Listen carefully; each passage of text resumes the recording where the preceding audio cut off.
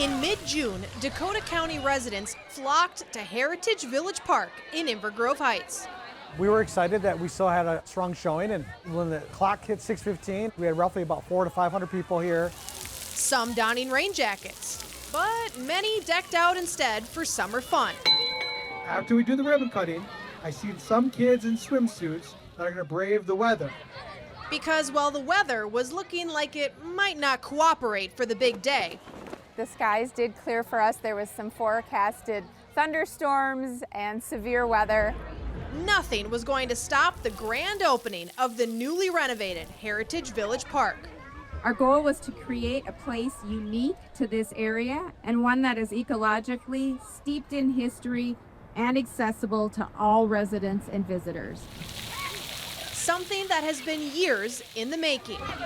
We have been on this journey for quite some time. I remember back on a snowy, very cold day in December when the bonding tour stopped here, and this was just a flat area and we had visions.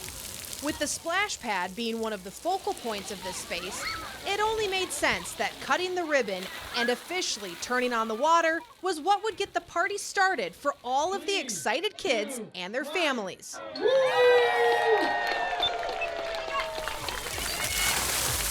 But it's not the only part of the park to be excited about.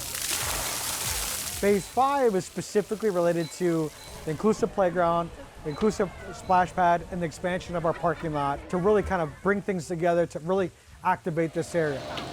With thoughtfully and inclusively designed playgrounds, along with lots of space to relax and cool off in the shade, there's a lot for residents to enjoy.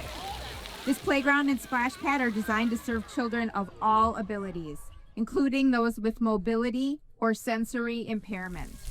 From the start, we wanted to address the limited availability of inclusive play opportunities in this area and provide a space that gives families an accessible place to all play together. And throughout the entire park are nods and tributes to the history of the city and what makes it special. If you look around on the play features, we have representation of our old schoolhouse, our city hall, our fire stations. This used to be an old railroad site many moons ago. Meant to blend the past with the present and the future. These are just historical components of our community that makes us who we are. The unveiling of this new space marks the completion of phases 4 and 5 of this years-long project, with one more phase still on the horizon. Phase 6 is kind of the 6th and final phase. That includes an open-air amphitheater or band shell, some additional marquee shelters that are rentable. We have some additional nature play, some more plantings, some more educational historical nodes. But for now, there's lots to enjoy, with hopes that it brings the community together in more ways than one.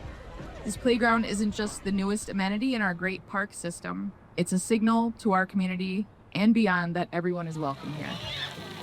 For Insight 7, I'm Alexis Huss.